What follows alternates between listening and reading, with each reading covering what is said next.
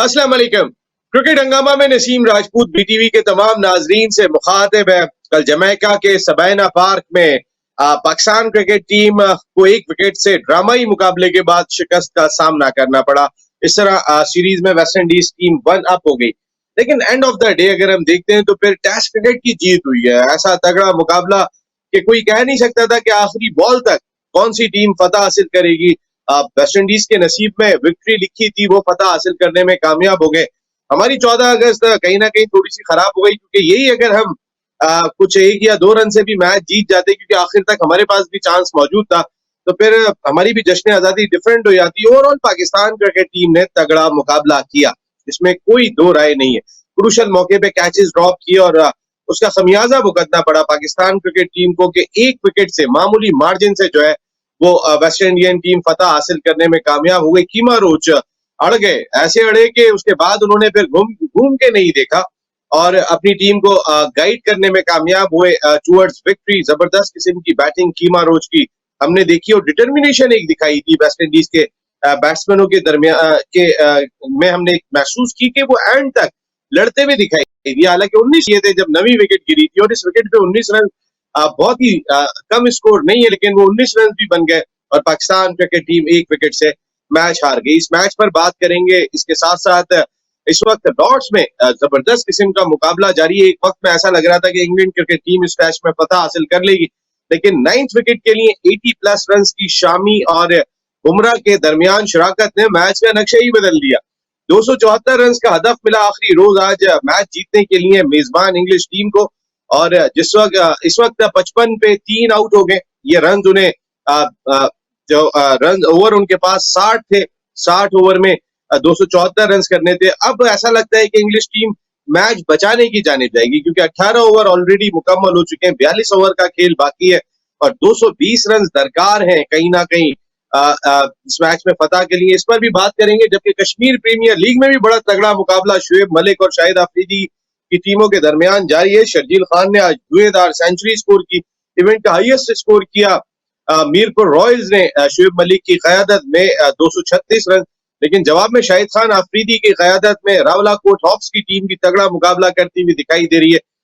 187 run 16 over में मुकम्मल कर लिए, 5 विकेटें गिरी हैं। ओवरसीज पाकिस्तानी काशिफ जबरदस्त बैटिंग कर रहे हैं, जो इस वक्त जमे हुए क्रीज पर और उनका साथ दे रहे हैं बूम शाहिद खान अफरीदी। बात करेंगे हमारे साथ शो की जान फॉर्मर टेस्ट क्रिकेटर, अपने वक्त के जबरदस्त middle order batsman, cricket analyst, commentator, Pakistan cricket team, Pakistan cricket board में इंतहाई अहम जिम्मेदारियां अंजाम देने वाले हारून रशीद साहब ने हमें ज्वाइन किया। अस्सलाम वालेकुम हारून भाई। वालेकुम अस्सलाम, कैसे हो नसीम? ठीक हो? खैरियत? हारून भाई मैं बिल्कुल ठीक हूँ। हारून भाई कल मुकाबला तो नातवा ने बहुत किया, लेकिन end of the day result तो यही काउंट करेगा कि वेस्ट इंडीज की टीम 1 अप हो गई। खराब फील्डिंग, क्रूशल मौके पे कैच छोड़ना कॉस्ट कर गया।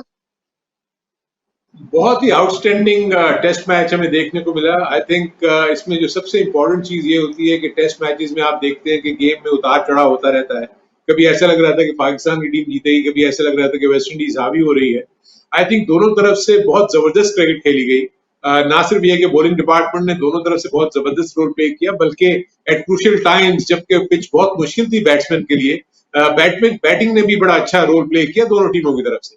अगर मैं आपको थोड़ा सा पीछे लेके जाऊं तो बाबर आजम की और जो रिजवान की पार्टनरशिप है, बेसिकली वो पाकिस्तान टीम को दोबारा इस मैच में लेकर आई सेकंड इनिंग्स में, क्योंकि पाकिस्तान के बहुत जल्दी विकेट्स गिर गए थे और फिर रिजवान ने और बाबर ने जो शराकत उनके दरमियान हुई वो बहुत ही इंपॉर्टेंट थी, जिसकी वजह से ये बुनियाद बनी। और आखिर में आके जब हसन अली ने आके लॉन्ग हैंड इस्तेमाल किया, 28 रन बनाए, तो एक ऐसा लग रहा था कि 168 एक ऐसी पिच के ऊपर जहां पर बॉलर्स को बहुत ज्यादा मदद मिल रही है। अनइवन बाउंस था, इसलिए बैट्समैन के ऊपर मुश्किल जरूर होगी, लेकिन वेस्ट इंडीज ने एक काम अच्छा किया कि उन्होंने एग्रेसिव अप्रोच रखी और बाउंड्रीज की शक्ल में उन्होंने रन हासिल किए, जिसकी वजह से वो स्कोर के करीब तक पहुंचने में कामयाब हुए। आपने कैमरन रोच का जिक्र किया, उन्होंने बहुत ही जबरदस्त परफॉर्मेंस ना सिर्फ ये कि बॉलिंग में दी, बल्कि उन्होंने बैटिंग में भी जो रोल प्ले किया था। हसन अली ने बैटिंग के लिए पाकिस्तान में वो रोल प्ले किया कैमरन रोच ने, और 30 रन की नाकाबिले शिकस्त इनिंग खेली, जिसकी वजह से उनकी टीम मैच जीतने में कामयाब हुई।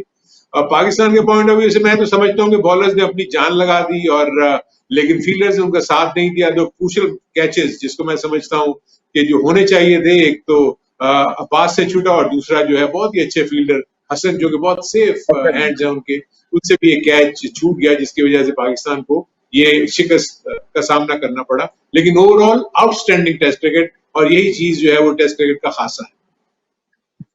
और भी जबरदस्त किस्म का मैच खेला गया, इसमें कोई शुबा नहीं है। यानी जिन्होंने टिकट खरीदा होगा या जो टेलीविजन पे बैठे होंगे उन सब के पैसे वसूल हो गए होंगे, उनका वक्त वसूल हो गया होगा। मुकाबला तो ऐसा था, और इस तरह आप लड़के हारो तो कोई अफसोस नहीं होता। लेकिन हम एक ऐसा टेस्ट मैच हारे, आपको याद होगा इंग्लैंड में भी हमने 114 रन पर उनके 5 आउट कर लिए थे, उन्हें 274 रन करने थे, फिर हमने वो रन बनवा दिए थे। यहाँ पर भी मैंने आपका ट्वीट देखा था जब 168 रन का हदफ था, आपने कहा था पाकिस्तान को ये मैच जीत लेना चाहिए जिस तरह की पिच है। कल जब खाने का वक्फा था और 38 रन पर 3 आउट थे वेस्ट इंडीज के, तो उस वक्त जावेद मियांदाद साहब से मेरी बात हो रही थी। उन्होंने भी कहा कि पाकिस्तान ये मैच जीत जाएगा, अगर नहीं जीता तो मुझे बहुत दुख होगा कि ये मैच हम नहीं जीत सके। और भाई हमारे बॉलर्स ने बहुत अच्छी बॉलिंग की, इतनी अच्छी बॉलिंग हमने टेस्ट क्रिकेट में बहुत कम करते हुए देखा है इन बॉलर्स को। लेकिन एट द सेम टाइम वो जो किलर इंस्टिंक्ट हमारे पहले बॉलिंग में हुआ करता था, वो इस तरीके के मैच को लास्ट में जाके फिनिश कर देते थे। आपको याद होगा एक मरतबा जिमी एडम्स ऐसे ही खड़े हो गए थे, उनको 2 मरतबा आउट कर दिया था लेकिन अंपायर ने आउट नहीं दिया था, और उस वक्त रिव्यू भी नहीं होता था, और वो एक आखिरी विकेट से वेस्ट इंडीज वहां भी मैच जीत गई थी, वहां रिव्यू नहीं था। लेकिन वो बॉलिंग में, इस बॉलिंग में कोई आप फर्क महसूस कर रहे हैं? देखिए, सबसे पहली बात तो यह है कि आपने तो खैर वो आपने वेस्ट इंडीज के मैच का जिक्र किया। मैं अगर आपको ले जाऊं न्यूजीलैंड का जो मैच था जिसमें वकार यूनुस ने और वसीम अकरम ने जो बॉलिंग करके 125 रन को नहीं करने दिए थे और वो मैच जिता दिया था बहुत जबरदस्त बॉलिंग करके, इसमें तो कोई शक नहीं है। देखिए, मैं जो एक चीज फील करता हूँ कि आपने 168 रन के ऊपर जो कोई बहुत बड़ा टारगेट नहीं था, आपने उनको इतना डिफेंसिव कर दिया। तो बॉलिंग की तो मैं क्वालिटी की तो बात करूंगा। देखिए, मियांदाद का इतना एक्सपीरियंस है, उन्होंने पाकिस्तान को लीड भी किया हुआ है और उनको इन सारी सिचुएशन का पता है।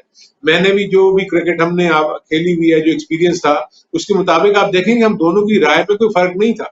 मैंने भी पहले ही ट्वीट कर दिया था कि पाकिस्तान को ये मैच जीतना चाहिए, और जावेद मियांदाद तो ऑब्वियसली इन किस्म की सिचुएशन से इतनी दफा गुजर चुके हैं। मैंने उनको हमेशा देखा है कि जब भी उनकी कप्तानी में, चाहे वो हबीब बैंक की कप्तानी कर रहे होते थे या पाकिस्तान के लेवल के ऊपर कप्तानी कर रहे होते थे, बहुत अच्छी तरह रीड करते थे ऑपोजिशन को और उसके बाद वो अपनी कोई भी जो हिकमत अमली तैयार करते थे। उन्होंने बिल्कुल सही कहा था कि पाकिस्तान को ये मैच जीतना चाहिए। अगर पाकिस्तान ये मैच ना जीता तो अफसोस होगा, और उसका अफसोस तो हमें भी हुआ।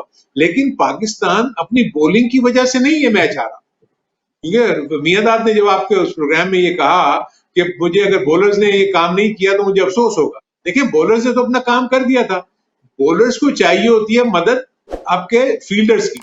अगर आपके फील्डर्स आपका साथ ना दें इस क्रूशियल मौकों के ऊपर, आप मुझे बताएं ना, हसन अली की जो मेहनत है या जो शाहीन शाह अफरीदी की मेहनत है, अब्बास की जो मेहनत है, उन्होंने अपने ही हाथों गवा दी ना। अब्बास ने जो कैच छोड़ा, it wasn't a difficult catch. Hasan ने जो कैच छोड़ा, it wasn't a difficult catch. लोग रिजवान के मुतालिक बात कर रहे हैं, लेकिन रिजवान का वो कैच बहुत मुश्किल कैच था, बहुत लो था, जिसके ऊपर वो उसने अटेम्प्ट किया लेकिन वो नहीं कर सका। लेकिन उसने एक बहुत ही आउटस्टैंडिंग कैच करके जो रनी कैच उसने किया, फाइनल लेग के ऊपर, बिल्कुल हाँ, फाइनल लेग के ऊपर जाके जो रिजवान ने कैच किया, ऐसा आउटस्टैंडिंग कैच आपको बहुत कम मिलता है। तो मेरे अपने नजदीक आई वुड से कि पाकिस्तान को इसके ऊपर बहुत ज्यादा अफसोस नहीं करना चाहिए। टीम को, टीम बहुत अच्छा खेली, आप अपनी गलती से हारे। वेस्ट इंडीज आपसे मैच नहीं जीती, आप अपनी गलती से मैच हारे, वेस्ट इंडीज आपसे मैच नहीं जीती। लेकिन हरुण भाई, कैचेस तो वेस्ट इंडीज से भी गिरे थे, वहां हमें भी चांसेस मिले थे। फहीम अशरफ का कैच गिर गया, हाथों का स्लिप में कैच गिर गया था। बाबर आजम भी कहीं ना कहीं इनसाइड एज लगा, जो उनकी सेंचुरी मुकम्मल हुई थी जिस शॉट पे इनसाइड एज स्पिनर को चेस को लगा था, तो चांसेस तो हमें भी मिले थे। लेकिन वो जो मैं बात फिर वही कर रहा था, वो जो हमारे bowlers LBW, bowled, in swing, reverse swing, वो जो एक इंप्रेशन था, कल मैंने शाहीन शाह अफरीदी को शायद बेहतरीन बॉलिंग करते हुए देखा, मैंने हसन अली को उनके कैरियर की बेहतरीन बॉलिंग करते हुए देखा। लेकिन ये भी कहीं ना कहीं वो जो इस पिच के ऊपर मैच कहने का मकसद है, कुछ एलबीडब्ल्यू करके कोई जो है वो अगर ठीक है कैच 1 या 2 ड्रॉप भी हो गए थे मिसाल के तौर पे, ऐसे क्रूशियल मौके पे ऐसा हो जाता है, लेकिन वो जो बॉलर्स ने मैच खत्म करना होता है उन्होंने बिल्कुल खत्म किया। लेकिन बोल्ट, एलबीडब्ल्यू, वहां तो कैच का चांस नहीं होता अरुण भाई। देखिए नसीम, जो आप बात कर रहे हो ना, जो आपने बात की कि वेस्ट इंडीज ने भी कैचेस छोड़े, अल्टीमेटली होता यह है कि जब आखिर में इसका जब तजिया करते हैं ना, तो फिर आप ये देखते हैं कि कौन सा ऐसा क्रूशियल मौका था। देखो उन्होंने रिकवर किया, अगर उन्होंने कैचेस छोड़े तो फौरन रिकवरी किया और उसके बाद उन्होंने विकेट्स लिए, कोई अबाउट 20 से 25 या 35 रन के ऊपर उन्होंने आखिर की 5 विकेट्स जो है पाकिस्तान की ले ली फोर्थ डे के शुरू में। तो उन्होंने तो अपना वो काम कर दिया, लेकिन क्योंकि पाकिस्तान के पास मौका और कोई नहीं था। अब जहां तक आपने बात की रिवर्स स्विंग की, देखिए रिवर्स स्विंग तो हो रहा था। आई थिंक रिवर्स स्विंग की वजह से ही जो स्लिप में आपके कैचेस लगे हैं, जो आउटस्टैंडिंग कैचेस किए इमरान भट्ट ने या जो रिजवान ने कैचेस किए हैं, वो रिवर्स स्विंग का ही तो नतीजा था। जो वेस्ट इंडीज की हिकमत अमली थी, उन्होंने सिर्फ ये कहा था कि आपने अंदर आती हुई बॉल को पैड पे नहीं लगने देना। जो आप बोल्ड और एलबीडब्ल्यू की बात कर रहे हो ना, उसके पीछे रीजन ये था। 2-3 शाउट्स हुई हैं एलबीडब्ल्यू की, आप देखेंगे इस पे रिव्यू पे पता लगा कि गेंद जो है वो ऊपर से निकल रही है, बिकॉज पिच में इनकंसिस्टेंट बाउंस था। आपको नहीं पता था कि कौन सी गेंद नीचे रहेगी, कौन सी ऊपर जाएगी। तो इसलिए बाद जो गेंदें पैडों पे लगी, एलबीडब्ल्यू की अपील हुई और बॉलर्स ने कहा कि नहीं आप लें इसके ऊपर रिव्यू। जब रिव्यू लिया गया तो पता लगा कि बॉल जो है वो हाइट पकड़ती हुई जा रही थी और बॉलर उसको मिस कर रही थी। लेकिन ओवरऑल अगर हम क्रिकेट के कॉन्टेस्ट में देखें और क्रिकेट के पॉइंट ऑफ व्यू से बात करें, तो मैं ये जरूर कहूंगा कि ये बहुत ही आउटस्टैंडिंग टेस्ट मैचेस में इसका शुमार होना चाहिए और दोनों टीमों में से कोई भी टीम जीती उसको क्रेडिट जाना चाहिए, क्योंकि वेस्ट इंडीज ने आखिर वक्त तक अपने नर्व्स को कंट्रोल में रखा और लास्ट विकेट के ऊपर जो 17 रन वो कर गए, वो बहुत ही जबरदस्त किस्म की बैटिंग थी जो उनकी तरफ से। और खासतौर पर जो 11वें नंबर के बैट्समैन थे, उन्होंने सिर्फ 2 रन किए और पता नहीं 13 से या 17 बॉलें उन्होंने खेली।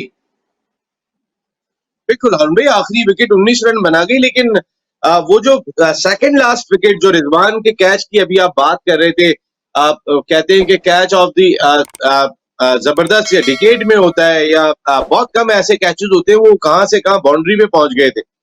लेकिन उस कैच को लेने के बाद जब हमने नवी विकेट हासिल की, ऐसा लग रहा था कि पाकिस्तान टीम मैच जीत गई है। अभी मैच नहीं जीता था आपने, जिस तरह की सेलिब्रेशन हुई थी, जैसे फुटबॉल में गोल हो जाता है, सब एक दूसरे के ऊपर जंपे मारते हुए चढ़ रहे थे। इवन के जो खिलाड़ी बाहर बैठे हुए थे, जो येलो जर्सी पहन के एक्स्ट्रास थे, वो भी ग्राउंड में आ गए थे सेलिब्रेशन करने के लिए, जैसे मैच खत्म हो गया।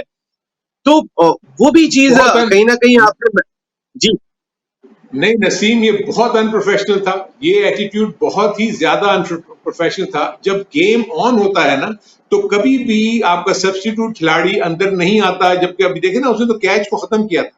अभी तो ये चीज हो ही नहीं सकती थी कि आपके जो रिजर्व खिलाड़ी बाहर बैठे हुए हैं, जब तक कि अंपायर की इजाजत न मिले। अब आपको पता है ना, जो रूल्स इतने स्ट्रिक्ट हो गए हैं कि आप अंपायर्स की इजाजत के बगैर कोई सब्स्टिट्यूट फील्डर अंदर नहीं आ सकता। आप during the play of the match आप ग्राउंड के अंदर आ गए, तो ये बहुत इमेच्योरिटी थी, बहुत ही अनप्रोफेशनलिज्म दिखाया जो भी प्लेयर्स इस तरह आ गए। तो इससे तो ये फील होता है कि देखें, जो टीम मैनेजमेंट है उनको इस चीज के ऊपर कंट्रोल करना इसलिए चाहिए था कि वो तो इतने एक्सपीरियंस मिसबाह उल हक हो गए, वकार यूनिस हो गए, क्या उनको ये आइडिया नहीं था कि इस तरह विकेट गिरने के ऊपर ऐसे तो नहीं जा सकते हम। अमूमन होता यह है कि जब विकेट गिरती है उसके बाद आप पानी लेके जाते हैं अंदर, आप सेलिब्रेशन करने के लिए नहीं जाते।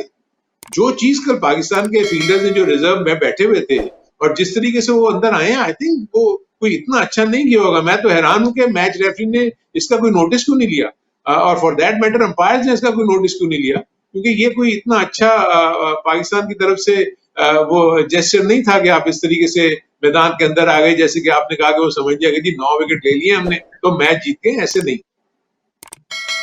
बिल्कुल, हमने जरा थोड़ी सेलिब्रेशन जल्दी शुरू कर दी थी, वेस्ट इंडीज ने बाद में की, तो उन्होंने जरा प्रॉपर सेलिब्रेशन कर ली। हमारी सेलिब्रेशन शायद इसी वजह से थोड़ी सी अधूरी रह गई। अरुण भाई, कश्मीर प्रीमियर लीग का मैच भी ऐसा तगड़ा चल रहा है। शर्जील ने सेंचुरी स्कोर की और इस वक्त की सूरत में आपको बताऊं, 18 ओवर हुए, 2 ओवर का खेल बाकी है और 23 रन दरकार हैं रावलाकोट हॉक्स को मैच जीतने के लिए। ओवरसीज प्लेयर हैं काशिफ कश्मीरी, कश्मीर के प्लेयर हैं जो बाहर से आए हुए हैं। अरुण भाई, वो सेंचुरी के करीब है और उनका डेब्यू यहीं पर ही हुआ था। एक मैच पहले उनका डेब्यू हुआ, उन्होंने 50 किया और दूसरा 100 कर रहे। तो एक तगड़ा मुकाबला यहाँ भी जारी है। एक ब्रेक ले लेते हैं अरुण भाई, ब्रेक के बाद जब वापस आते हैं तो फिर जरा लॉर्ड्स चलेंगे, क्योंकि लॉर्ड्स में आज बचा लिया बुमराह ने और शामी ने, और अब इंग्लैंड के लिए बचना मुसीबत हुई है। दूसरी जानिब कश्मीर प्रीमियर लीग का तगड़ा मुकाबला भी जारी है। बात करेंगे ब्रेक के बाद।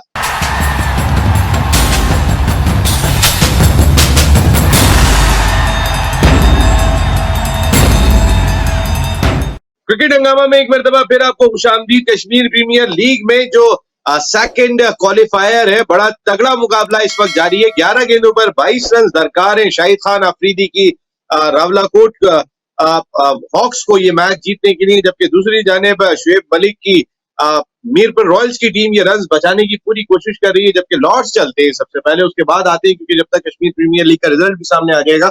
67 फॉर 3, 272 का टारगेट है उनके सामने। 21.4 ओवर का खेल हो गया। अरुण भाई, अब इंग्लैंड क्या ड्रॉ करेगा? दूसरा ऑप्शन ऐसे इतना ज्यादा दिखाई नहीं दे रहा है इस टेस्ट मैच में। शामी और बुमराह बचा गए ये 80 बिल्कुल प्लस आपने सही मार्जिन। कहा। देखिए, जिस तरीके से हमने वो मैच देखा जो पाकिस्तान और वेस्ट इंडीज के दरमियान हुआ, उसी तरीके से मैं समझता हूँ कि जो लॉर्ड्स में टेस्ट मैच हो रहा है इंडिया और इंग्लैंड के दरमियान, वो भी बहुत ही रियल सेंस में टेस्ट क्रिकेट हमें उसको वहां भी देखने को मिली। वहां पर भी मुश्किल में आई इंडिया की टीम, रिकवर हुई। इंग्लैंड की टीम कभी मुश्किल में आती थी, वो रिकवर हुई मुश्किल सिचुएशन से। और खास तौर पर जो इंग्लैंड का जो सबसे बड़ा प्लस पॉइंट था उसमें जो रूट की बहुत ही आउटस्टैंडिंग परफॉर्मेंस थी, वो बहुत जबरदस्त फॉर्म में है और कहीं से भी वो इंडिया की टीम को हमेशा उन्होंने मुश्किल में डाला। 2 सेंचुरीज उन्होंने स्कोर किए हैं इस सीरीज में अब तक। लेकिन जो जो आउटस्टैंडिंग परफॉर्मेंस दिखाई इंडिया के टेल एंडर्स ने, खास तौर पर शामी ने, और जो आपने जिक्र किया कि जो पार्टनरशिप जो हुई, उसकी वजह से इंडिया इस काबिल हुई कि उन्होंने डिक्लेरेशन के मुताबिक सोच लिया और 8 विकेट्स के नुकसान पर उन्होंने डिक्लेयर कर दिया और इंग्लैंड को एक टारगेट दिया 60 ओवर्स में, to some extent under 5 run an over to achieve that. ये बहुत अच्छी स्पोर्टिंग डिक्लेरेशन थी आई वुड से, और बड़ी दिलेराना से, क्योंकि पिच बहुत अच्छी थी। जब टेल एंडर्स इस तरह रन्स कर जाएं तो आपको इस चीज की का एहतमाल रहता है कि यार टॉप ऑर्डर बैट्समैन जो है वो इस पिच का अच्छा इस्तेमाल कर सकते हैं। लेकिन जो इनिशियल स्पेल बुमराह ने किया, उसने जैसी वो विकेटें ली हैं, उसके बाद से इंग्लैंड जो है वो थोड़ी सी डिफेंसिव हुई। लेकिन अभी 3 विकेट्स उनके गिर गए हैं। देखना ये होगा कि बाकी मानदा ओवर्स में किस तरीके से वो खेलते हैं। और मुझे ऐसी फीलिंग होती है कि ये मैच भी काफी क्लोज जाने के चांसेस हैं। अगर ये रेगुलर इंटरवल में विकेट्स गिरती रही तो इंडिया कहीं ना कहीं इसको सोच सकता है कि वो किसी भी लम्हे ये मैच को जीत सकता है। बिल्कुल। और सबसे बड़ी चीज के आखिरी सेशन लॉर्ड्स में जो होते हैं, अरुण भाई उसके बारे में थोड़ा सा बताएं ना कि कहीं ना कहीं एज होगा इंडिया के, जिस तरह सीमर्स भाई, जैसे आपने उस दिन भी बात की थी, जावेद भाई ने भी ये बात कही कि एमआरएफ एकेडमी ने इंडिया की बॉलिंग बदल दी है। तो इंडिया की सीमर्स इस वक्त जो उनका कॉन्फिडेंस लेवल है, 1 या 2 विकेटें यहाँ पर उन्होंने गिराई, अभी तो 3 आउट तो ऑलरेडी उन्होंने किए हुए, लेकिन 1 या 2 विकेटें लेने के बाद तो वो बहुत हावी हो जाएंगे। बिल्कुल हो जाएंगे। और देखिए, जो लॉर्ड्स की एक खास चीज ये थी कि उसमें एक बड़ा थोड़ा सा रिज है। वहां से बाज दफा गेंद जो है ना बहुत ही जबरदस्त तरीके से सीम कर जाता है और बैट्समैन को आइडिया नहीं होता कि गेंद अंदर आएगा या बाहर जाएगा। तो ये वो एलिमेंट है जो कि इंडिया के बॉलर्स इस्तेमाल कर सकते हैं। दूसरी तरफ मैंने जो कॉन्फिडेंस लेवल देखा है इंडिया के फास्ट बॉलर्स का, वो आउटस्टैंडिंग है। इससे पहले मैंने कभी भी इंडिया के फास्ट बॉलर्स को इस तरीके से नहीं देखा था कि जैसे उनमें ये जज्बा हो कि हम आउट कर सकते हैं या उनमें ये कॉन्फिडेंस हो कि हम आउट कर सकते हैं। इस थ्रू आउट मैच में उन्होंने ये दिखाया है कि वो जब भी कोई स्पेल उनको मिलता है वो कोशिश करते हैं कि आउट कर लें। शामी की बॉडी लैंग्वेज, सिराज की बॉडी लैंग्वेज, बुमराह की बॉडी लैंग्वेज अगर आप देखें, ये शर्मा की बॉडी लैंग्वेज देखें, इन्हें ऐसा लगता है कि वो दे मीन बिजनेस और वो इस मैच को जीतने के लिए वो जा रहे हैं। लेकिन यह मुझे थोड़ी सी लगता है कि जो अगर टर्निंग पॉइंट आया तो यू नेवर नो, अगर जडेजा को कुछ ज्यादा ओवर्स मिले तो जडेजा 2 से 3 आउट करके इस मैच में थोड़ी सी हलचल मचा सकते हैं अभी भी। तो it's very interesting, we'll have to see कि ये नेक्स्ट 10 to 15 ओवर्स में क्या सिलसिला रहता है। क्योंकि विराट कोहली कोशिश तो भी यही करेंगे कि वो फास्ट बॉलर्स के ऊपर इन्हिसार करें, लेकिन मैं फील करता हूं कि जडेजा का रोल भी कहीं ना कहीं कोई एक आध गेंद और टर्न हो जाए, कोई गेंद उसका जो आर्म बॉल है वो इतना तेजी से अंदर आ जाए जिसकी वजह से वो 1-2 विकेट्स लेने के काबिल हो सकते हैं। तो क्योंकि अब तो इंग्लैंड जो है ना मोस्टली ऑन द डिफेंसिव हो, क्योंकि आस्किंग रेट बढ़ता जा रहा है। जो ओवर्स जा रहे हैं आस्किंग रेट बढ़ रहा है और 67 उनके रन है, ओवर्स रह गए होंगे 30 से 35 या 40 के करीब ओवर्स रह गए हैं। तो उसमें तो वो इतने ज्यादा जा नहीं सकते ऑल आउट, क्योंकि उनको ये भी फिक्र है कि अगर वो आउट हो गए, 2-3 प्लेयर्स अगर उनके आउट हो जाते ऊपर से अच्छे बैट्समैन, तो नीचे तो फिर टेल एंडर्स है, वो फिर कैसे सर्वाइव करेंगे। असल में जो रूट 33 पे बैटिंग कर रहे हैं, ये सेकंड कंसेक्टिव सेंचुरी वो उन्होंने इस टेस्ट में भी स्कोर की, पिछले टेस्ट मैच में भी वो सेंचुरी बना के आ रहे हैं। उनका कॉन्फिडेंस लेवल खासा हाई है, वरना दीगर बैट्समैन तो इंडियन फास्ट बॉलिंग के सामने स्ट्रगल करते हुए दिखाई दिए। ईशांत शर्मा ने 2 आउट कर दिए, एक आउट किया हुआ है शामी और बुमराह ने। इस वक्त चाय का वक्फा है, चाय के वक्फे के बाद आखिरी सेशन होगा, इब्तिदा में अगर विकेट लेने में कामयाब होते हैं या जो रूट की विकेट बहुत ही इंपॉर्टेंट होगी। स्पिनर्स का रोल देख रहे हैं अब आखिरी सेशन में। बिल्कुल बिल्कुल, मैं यही कह रहा हूँ ना कि क्योंकि रूट जो है ना वो स्पिनर को भी बहुत अच्छा खेलते हैं, और आई थिंक अगर तो इंडिया को ये मैच जीतना है तो रूट की विकेट उनको लेना बहुत जरूरी होगी, क्योंकि रूट बहुत अच्छे तरीके से एक एंड को संभालते हैं, फॉर्म में भी हैं, कॉन्फिडेंस लेवल बहुत हाई है, कैप्टन है, वो चाहेंगे कि एज ए कैप्टन इनिंग खेल के वो इस मैच को सेव करें। सो इंटरेस्टिंग बैटल है, क्योंकि ये जो पोस्ट टी सेशन जो है ना वो बहुत ही दिलचस्प होगा आफ्टर टी। इसमें हमें बड़ी अच्छी क्रिकेट देखने को मिलेगी, बड़ा अच्छा मुकाबला, क्योंकि इंग्लैंड ऑन द डिफेंसिव होगा और इंडिया ऑन द अटैक होगा। तो ये बहुत कम देखने में मिलता है हमें इंग्लैंड में, कि इंग्लैंड के मुल्क में इंग्लैंड के ऊपर दूसरी टीमें आगे हावी होती हुई नजर आए। So very interesting test match जो इस वक्त लॉर्ड्स में खेला जा रहा है। बड़ा अच्छा मैच मुजफ्फराबाद में भी जारी है हारून भाई। 5 गेंदों पर 7 रन दरकार है रावलाकोट हॉक्स को ये मैच जीतने के लिए। 237 चेस कर रहे थे वो। आज शर्जील की जबरदस्त बैटिंग, फिर जवाब में जो काशिफ ने सेंचुरी स्कोर की है, बाहर रहते हैं, कश्मीरी हैं, और यहाँ आने के बाद जो उन्होंने परफॉर्म किया है, 100+ रन स्कोर कर लिए। उस वक्त जब 50 पे 3 आउट हो गए थे रावलाकोट हॉक्स के, अहमद शहजाद अनफिट हो गए थे, उनके हाथ में लग गई थी, वो अब तक बैटिंग के लिए नहीं है। लेकिन वो जो बैटिंग की है काशिफ ने, इस पर सूरत हाल ये कि वो खुद भी क्रीज पे मौजूद है। 5 गेंदों पर 7 रन दरकार है। जबरदस्त किस्म का मुकाबले वैसे कश्मीर प्रीमियर लीग में देखने को मिले हारून भाई। नसीम, ये तो मैं समझता हूँ कि इस वक्त तो ये जो बैटिंग साइड को मैच जीतना चाहिए शाहिद आफरीदी की टीम को, क्योंकि वो जितनी अच्छी बैटिंग की है काशिफ ने, आई थिंक बहुत क्लीन हिटिंग की है उन्होंने, और जो उनको मेरिट उन्होंने इस्तेमाल किया, पिच बहुत अच्छी है, इसलिए आप देखेंगे 230 से ज्यादा रन चेज होने जा रहे हैं, क्योंकि 5 बॉलों में 7 रन तो मैं नहीं समझता, एक बाउंड्री लगी तो मैच खत्म हो गया। और आई थिंक मैंने देखा है कि बॉलर्स जो स्ट्रगल कर रहे हैं, मैंने आपको पहले भी जिक्र किया था कि बाउंड्री छोटी है, किसी वक्त भी जो है यहाँ पर छक्का और चौका लगने में कोई इशू नहीं। और भाई 4 गेंदों पर 6 रन दरकार है, काशिफ पे नजरें इस वक्त, और काशिफ ये अपील हुई है बहुत जोरदार, लेकिन आउट करार नहीं दिया, लेकिन डॉट बॉल हो गई है यहाँ पर। तो 3 गेंदों पर 6 रन दरकार है। हमारी बातचीत जारी है। आज शर्जील ने जैसी बैटिंग की अरुण भाई, आपने इनिंग देखी शर्जील की? बहुत बहुत जबरदस्त। आई थिंक शर्जील तो T20 फॉर्मेट में उसको एक इस तरह की इनिंग दरकार थी, जिस तरह उन्होंने खेला उससे उनका कॉन्फिडेंस लेवल बहुत बढ़ गया होगा। और पाकिस्तान के लिए बड़ी अच्छी चीज ये है कि शर्जील का फॉर्म में आना। अगर शर्जील फॉर्म में आते हैं और उसको अगर पाकिस्तान का थिंक टैंक, जिसके ऊपर काफी ज्यादा ऑलरेडी लोग बातें कर रहे हैं कि उन्होंने ओपनिंग में रिजवान को और बाबर को लगाया हुआ है और बाकी जो दूसरे प्लेयर्स हैं वो थोड़ा सा नाला भी नजर आते हैं। देखिए हफीज की आपने भी जिक्र मैंने देखा है, पढ़ा है कि उसने यही कहा कि 10 ओवर खेल के। अरुण भाई, काशिफ ने मैच जिता दिया, और 2 गेंदों का टारगेट और आखिरी भी छक्का मार के उन्होंने मैच को खत्म किया है। एक यंगस्टर ने पाकिस्तानी कंडीशन में, जहां पाकिस्तान के कई अच्छे बॉलर भी सामने थे, और एक बड़ा हदफ हासिल करने में कि जब 3 आउट हो गए थे इतनी जल्दी। इंजमामुल हक जो कोच है, इस वक्त मैं देख रहा हूँ स्क्रीन पे उनका चेहरा उतरा हुआ है, वो एक्सपेक्ट नहीं कर रहे थे, तकरीबन जीत सेलिब्रेट करते हुए दिखाई दे रहे थे मीरपुर रॉयल्स। लेकिन क्रिकेट कितना बेवफा गेम है, क्रिकेट की तरह रंग बदलता है, और ऐसा रंग बदला है कि कोई एक्सपेक्ट नहीं कर रहा था कि रावलाकोट हॉक्स की टीम फाइनल में पहुंच जाएगी अरुण भाई। बिल्कुल पहुंचेगी भी, और एक ऐसे प्लेयर के साथ पहुंचेगी जिसको कोई जानता ही नहीं है, यानी जिसका दूसरा मैच है या तीसरा मैच है। तो आई थिंक ये बहुत ही जबरदस्त, आई थिंक मुबारकबाद रावलाकोट को कि उन्होंने जिस तरीके से इस मैच को जीता। बहुत बड़ा टारगेट था जिसको उन्होंने चेस किया और बड़े आउटस्टैंडिंग तरीके से लास्ट ओवर तक ये मैच गया है। लेकिन आई थिंक अब ये चीज जो है शाहिद आफरीदी को थोड़ा सा और कॉन्फिडेंस देना चाहिए अपनी टीम को कि अब वो फाइनल में चले गए हैं, फाइनल का मैच भी हमें बहुत अच्छा देखने को मिलेगा। और without Ahmed Shahzad target chase करना, क्योंकि अहमद अच्छी फॉर्म में थे, इनके बैट्समैन, उनके बगैर चेस करना ये और कॉन्फिडेंस में इजाफा करेगा अरुण भाई।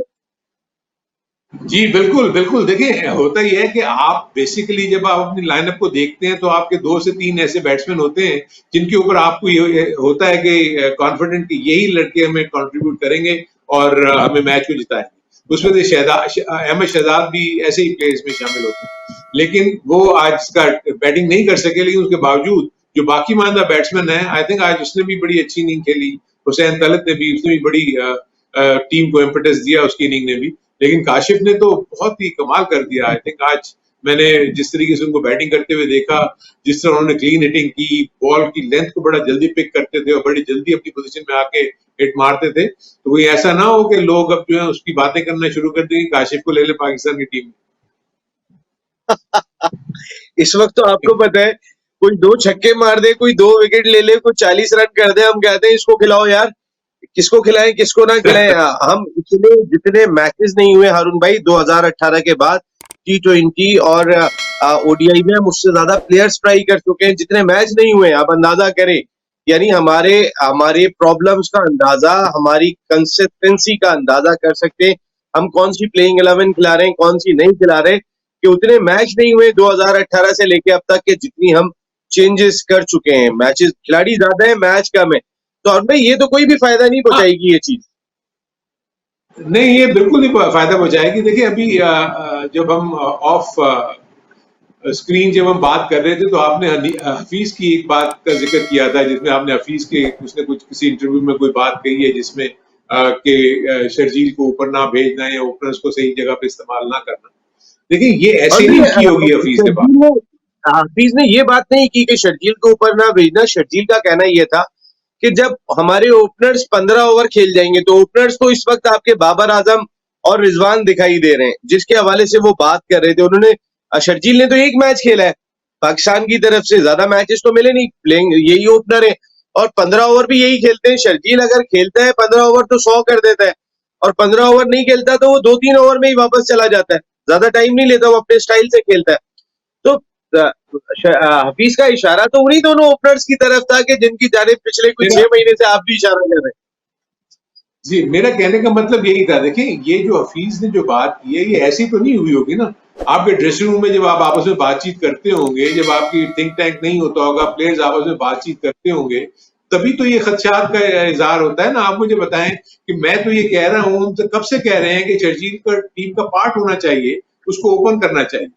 लेकिन आप देखें ना कि यहाँ भी ठीक है, मैं मानता हूँ कि कश्मीर की के स्टैंडर्ड को आप उस वहां से नहीं मिला सकते, लेकिन उसकी कैपेबिलिटी तो है ना शर्जील कि वो आपको बहुत एक्सप्लोसिव किस्म का स्टार्ट दे सकता है, ताकि नीचे वाले बैट्समैन आगे किसी तरह भी प्रेशर में ना रहे। तो वही बात, जब आप 15 ओवर खेलते हो, आप 50, 60, 70 रन करके आउट हो जाते हो, तो उसका तो कोई फायदा टीम को होता नहीं है। और आप देख भी रहे हैं कि टीम जो है वो ऊपर नीचे ही रहती है, कभी अच्छा खेल रही है, कभी बुरा खेल रही है, हार्डली कंसिस्टेंसी नहीं है जीतने में, आप मुसलसल हार ही रहे हो। अब वर्ल्ड कप में बात तो वही हो गई जो हम कब से कह रहे थे नसीम, हमने हर अपने प्रोग्राम में कहा कि ऐसा ना हो कि वर्ल्ड कप से पहले आपको अपना बैटिंग ऑर्डर चेंज करना पड़ जाए। और मुझे वो हालात नजर आ रहे हैं कि आप देखेंगे कि वर्ल्ड कप में आप नए कॉम्बिनेशन के साथ जा रहे होंगे मैचेस खेलने के। बिल्कुल यही ऐसा लगता है अरुण भाई, क्योंकि अभी तक सेटल होके नहीं दे रहे। और अब आपके जो मैचेस है, आसान तो नहीं, अनफॉर्चुनेट हुआ पाकिस्तान का कि वेस्ट इंडीज में ज्यादातर मैचेस बारिश की नजर हो गए, प्रॉपर तौर पे नहीं हो सके थे। लेकिन खैर अब पाकिस्तान के जो आइंदा मैचेस हैं उसमें भी बहुत सारी चीजें सामने आ जाएंगी। जब आपने न्यूजीलैंड से 5 मैचेस खेलने, इंग्लैंड से 2 मैचेस खेलने, वेस्ट इंडीज से भी कोई एक सीरीज दोबारा भी पाकिस्तान रखने का प्लान कर रहा है। अफगानिस्तान से तो खैर ओडीआई मैचेस पाकिस्तान ने रखे, लेकिन पाकिस्तान को आगे तगड़ी सीरीज खेलनी है। अरुण भाई इस मैच का रिजल्ट बताएं, क्या होगा जाते जाते, ये जो लॉर्ड्स में टेस्ट मैच खेला जा रहा है?